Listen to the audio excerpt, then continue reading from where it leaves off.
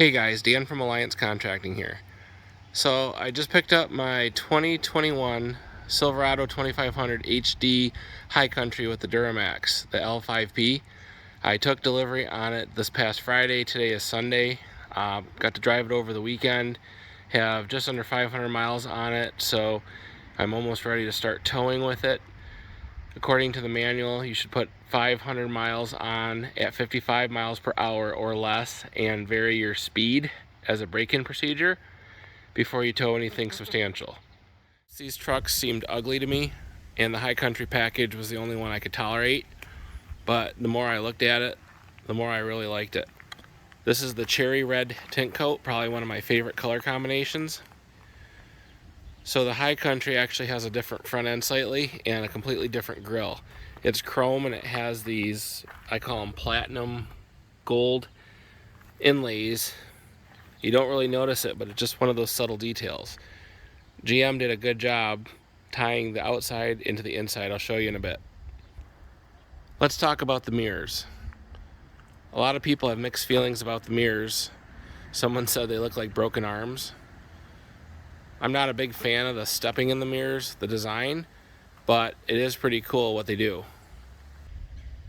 So if you look closely, there's LEDs there and behind these perforated lenses as well. When you hit this button on the interior, it actually turns on courtesy lights on the front of the mirrors facing downward for exterior lighting. Then we come over here, you push this button and the mirrors power fold. And this middle button here, I'll show you on this one, hit that button, just push it once and they extend for towing, push it again and they extend back inward. I thought that was pretty neat. So even for being ugly, they are functional. So with the High Country, it's actually a Z71. This has the factory floor mats and the High Country package as stated there, and it's embroidered into the headrest in the front seat. I do like the leather. It's softer and more plush than my 2015, and they have a little simulated wood grain right there. And then if you look closely at the steering wheel, there's that platinum gold that you saw in the front grille. They also have it around the center information center here. Sorry for the sun glare. The High Country has the sunroof, and we have the heated and vented front seats. And what I like, even the rear seats now are heated. So then we have the Type-C charging port and a USB charging port, the heat and air conditioning vents, plenty of room in the back seat area. Again, the factory GM floor liners. And GM finally caught up to Dodge and put these molded in compartments under the back seat so you can put things here. I have a measuring wheel and there's the front end cover. I have a set of jumper cables and it keeps it from sliding around when you're driving. Another cool thing on these new Silverados is the hidden compartment. I have bungee cords on this side, and the other side I have my first aid kit. One thing I was really excited for on this model was the push button start. So you just have the key fob, no more keys, fumbling in your pocket, reaching for them, dangling from the ignition, so on and so forth. Plus we have the push button entry on the outside. And on the steering wheel controls, they're a little different. They have these little dials. I'm not sure about those when I first saw them. Not sure how they're going to hold up, but we will see. So another thing I was impressed is how quiet this thing is. You can't even tell it's a diesel. And then it tells me I'm driver number 1 for the memory features. So those 4 center gauges, you can't really tell, but they're all digital. Another cool feature over here is you have this mode control dial. So you flip that and it says off-road, flip it again, and it says normal for your driving mode. And then also if you flip this knob the other way to the left, watch what happens to the battery gauge. And now it becomes your transmission temperature gauge. It also shows us on that top right, we're in two-wheel drive. We got 493 miles on. Did 93.2 miles today, averaged 13.6 miles per gallon, but there was a lot of idling. That little white square on the top left is actually a speed limit indicator. On most main roads and highways, it tells you what the posted speed limit is. So I thought that was kind of a neat feature. But the gauges are laid out quite well here. So let's talk more about these features here above the center console. You have another Type-C charger, USB charging port. You have a 12-volt accessory port, also known as a cigarette lighter. You have a 110-volt outlet. Your trailer brake control is right there. You have your exhaust brake, your lane departure warning, your park assist. Check this out, power tailgate. You push that button and the tailgate goes down. You hold that button, you hear a chime, and the tailgate will put itself up as long as you hold the button. Then we have our hazards, traction control, then there's the button to turn the 110 volt on and off. Then our hill descent control button is right there. Our air conditioned heated seats. You have your climate control there. And also, if you go up here, you can see home, music, phone, navigation, and then climate control there if you want to do it digitally. That one's obviously your navigation. I have an Android phone, so I have it hooked up to Android Auto, which is kind of a neat feature. So there's your phone, and it can access your contacts. And then there's your music.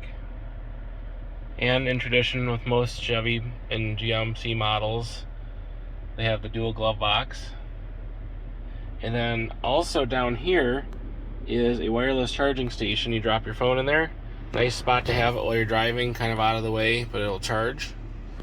And then I like how the cup holders are here with a compartment. And then in the back of the console, you have another set of cup holders back there. So anyone in the front or the rear could use them. I think this interior is pretty slick. Years ago, GM interiors were kind of lackluster. They've really stepped up their game. Alright, let's talk cameras. This vehicle is equipped with 7 cameras. And one thing I was impressed with, they have an option that if you're towing a trailer, every time you turn on your turn signal, whichever way you're turning, a camera shoots down that side of the truck and the trailer to show you your whole rig and your whole setup as you're turning. It shows it live. I thought that was pretty neat. So you just hit the camera button here, and by default it shows us a top view and a front view. Then you can see a simulated view from the front looking into where you're parked. There's a top view, and it shows both sides of the front tires. You see I turn the wheel and those turn. This is a closer view there. And then you hit the next button, and then you can show your cargo in your box. You hit this button here, you can zoom in on it. And then this one is your trailer hitch.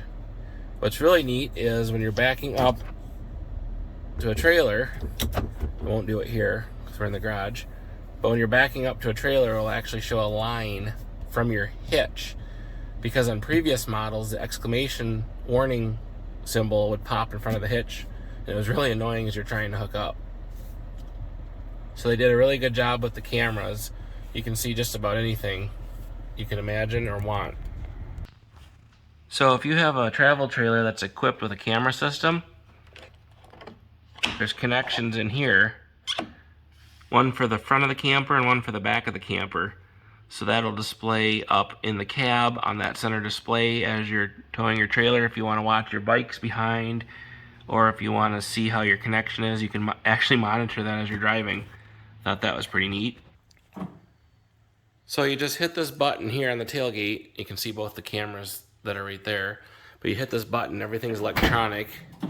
The lights flash, it just slowly drops. And then while we're back here, there's another 110 volt outlet here. LED lighting there. Also LED lighting at the top of the cab. And then we have the fifth wheel prep package. You pop that center plug, you can put a gooseneck ball in there, or you pop the outer four corners and you can put a fifth wheel hitch that's called the puck system. So there's 4 pins that drop into these little holes, and it's a factory installed fifth wheel hitch. Then over here we have our 7-way and another 4-way. Plenty of tie down spots. They have them up front as well. This is the factory bed liner, and you can see it has the High Country logo as well. Kind of a nice added touch. Nice thick durable factory bed liner. The High Country package, you get the painted front and rear bumpers. Obviously you have your parking sensors. One thing about these new 2500s and 3500 HDs is they are a lot higher from the factory. My OnStar antenna barely clears a standard 7-foot tall opening. It's a tight squeeze, but it just barely fits. We got the factory running boards. Of course, they have these wide steps here for getting into your cargo area. And then these are the factory off-road tires. I'm pretty happy with them. They're much more aggressive than the factory off-road tires I ordered on my 2015 Silverado HD. So I might end up keeping these, and those are the specific High Country wheels specific for this package. As you can see, they have the carpeted wheel liners, front and rear splash guards, plastic around the wheels to prevent stone chips. There's the push button entry I was talking about. There's another camera under the mirror. I just love the way this cherry red shines. When we come up to the front, underneath the bow tie, they have another camera. We have the chrome tow hooks. There's our halogen fog lights and a functional cold air intake to the engine. And then our cab clearance lights are LED on the top of the cab. Like I said, this truck is extremely quiet and fun to drive. It's peppy with the 10-speed transmission. It has a 342 rear axle ratio, 20-inch tires, and it rides amazing. I was nervous when I ordered it, going from a 2015 to a 2021. I didn't know if there'd be enough differences to make it worthwhile. And let me just tell you, there definitely are differences. Not just with the interior, but the performance, the ride, the economy. It's so quiet to drive. My other one was tuned and deleted. I'm gonna leave this one stock. I just enjoy driving it so much. It's probably, I would say, as quiet as a gas truck. You just hear that little bit of a whirl when you start the diesel for the first time. But it's not at all like driving a traditional diesel. And I'll use the remote start and show you out here.